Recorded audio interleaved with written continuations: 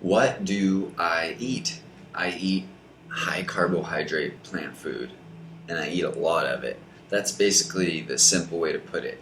Why is it important that I say I eat a lot of it? Because if you don't eat enough, you crash. So, what's really important to me is to eat a lot of fresh fruit. And most of my calories are coming from fresh fruit, and that really keeps me vibrant. That really keeps me thin. That really keeps me clean on the inside. You know what I'm saying? But it's difficult to eat a 100% raw food diet. It is. I tried it. If you look at my old videos, I used to be all about that. But see, the thing is, I would always do it for a while and then crash, and then do it and then crash. And I learned a lot from failing over and over again. I made videos about that before. I learned a lot from that.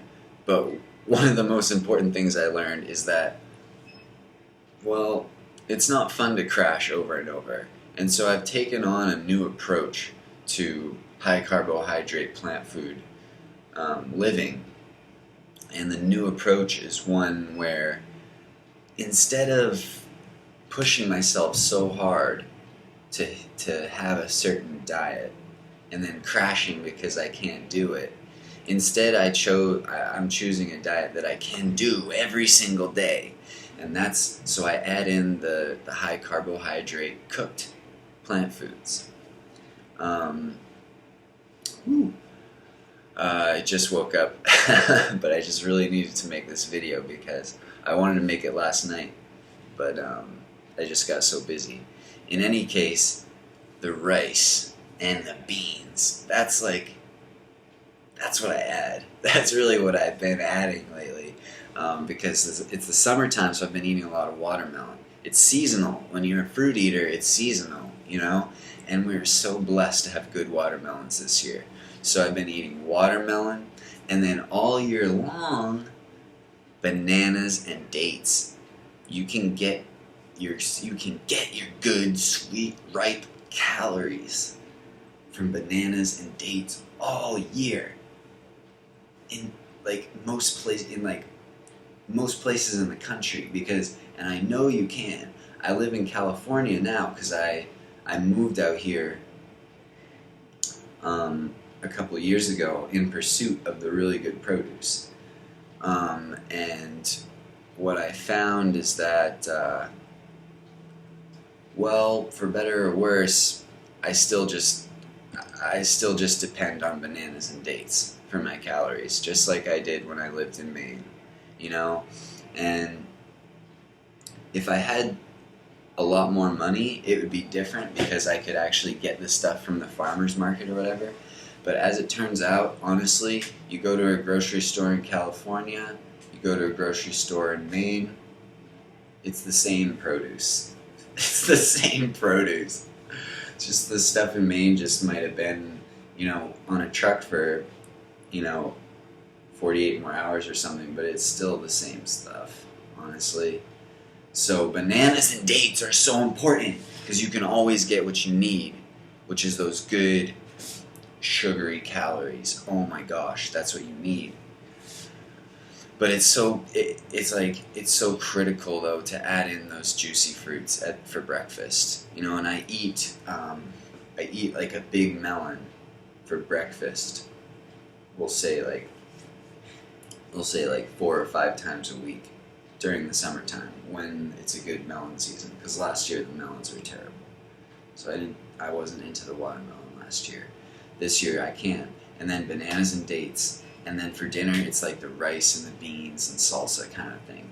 Or maybe it's like wheat pasta or, what have you. Veggie sandwiches. Like a lot of them. Like low fat though. Low fat. Everything low fat. I mean, I do have some fat. Like, if I get rice and beans at a Mexican restaurant or something and they give me corn chips, I eat them. I eat them. I'm not afraid. I try not to eat. I don't want to eat like a whole big bag of corn chips that's like half calories from fat or whatever it is. 30, 40% calories from fat. but like, I'll eat a little bit. And the reason why, because I know there are some people out there that are like low-fat freaks, and they just won't ever eat anything like that. But I feel comfortable doing that because I eat watermelon I get at least 1,000 calories of juicy fruit for breakfast. I get at least 1,000, if not like 1,200, 1,500, 1,800, 2,000 calories for lunch of all like bananas and dates, things like that. So by the time I hit dinner, I'm like, I can have a little fat and my ratios are still going to be good. Of course, I'm talking about that 80-10-10 ratio, okay? And that's really another key basis of what I eat. At least 80% of my calories are coming from carbohydrates.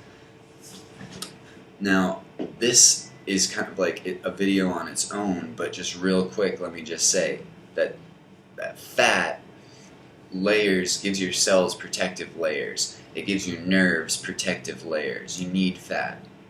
It's good for you. But once you get enough of it, you don't need any more. It doesn't do anything to have more fat than what it takes to protect your cells and do its function. And protein is the same way. You need protein to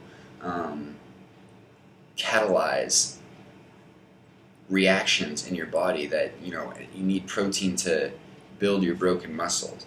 You need protein to, perform brain functions. You need protein to perform digestive functions. You need these enzymes. You need these, acids, these amino acids to get these reactions going. But once you have enough protein to do all that, you're good. So just like fat, once you get enough of it, if you have more, it doesn't actually do anything for you except clog you up. Carbohydrates are special and unique and different than fat and protein in that respect, because with carbohydrates burn. That's their function. Okay? Fat protects your cells. Protein kind of runs your body. It, runs your body's reactions. Carbs burn. Carbs are fuel. And the more carbs you eat, the more energy you will have. And so, I don't even care if I'm full or if I feel like I've had enough. I eat 3 freaking big meals a day. Okay? I hit at least 3,000 calories a day. That's just something that I've learned to do, because before I was doing that, especially when I was doing like just all raw food. I'm going to wrap this video up here soon, but when I was doing all raw food, I wasn't eating enough. That's why I was crashing all the time. And it was difficult to kind of hit that, to kind of hit those targets with only raw food, And that's why I just bring in the rice and beans now. Just balance out. And it's like, if I was here when I was a teenager, before I learned about any of this, and then a raw food diet is here, but then whenever I go up here, I'm just always, oh my God, I can't do it. Oh, go back up. Oh my God, I can't do it. I don't want to do that. And so now I do the raw food diet with rice and beans, and I'm just here every day, all day. And then when I feel like it, I can go up here. It's easy to go up there for a little bit, but I never want to go back down there. And so that's why I'm not always pushing, because right here is good. Right here is a step forward. I spent 18 years here. Okay? So if I want to spend some years here, hell yeah. I would rather do that than just spend a couple weeks here and then come back down here. And then a couple weeks here, come back down here. No. I spent 18 years here. I want to spend a few years here. Okay? And once those years go by, maybe I'll crank it up a little bit more and spend a few years here. That's just, and it just keeps going throughout my life. But I'm not just going to push. That's what the rice and beans are for. Even out Get your energy. I love you guys. I also eat lettuce and like fresh salad. I like to blend, but really I prefer over salad because salad takes so long to eat and it's kind of expensive. Usually what I do for greens, I just get like a head of romaine lettuce or whatever, and I just throw it in my banana and or date smoothie for lunchtime. See you guys next video.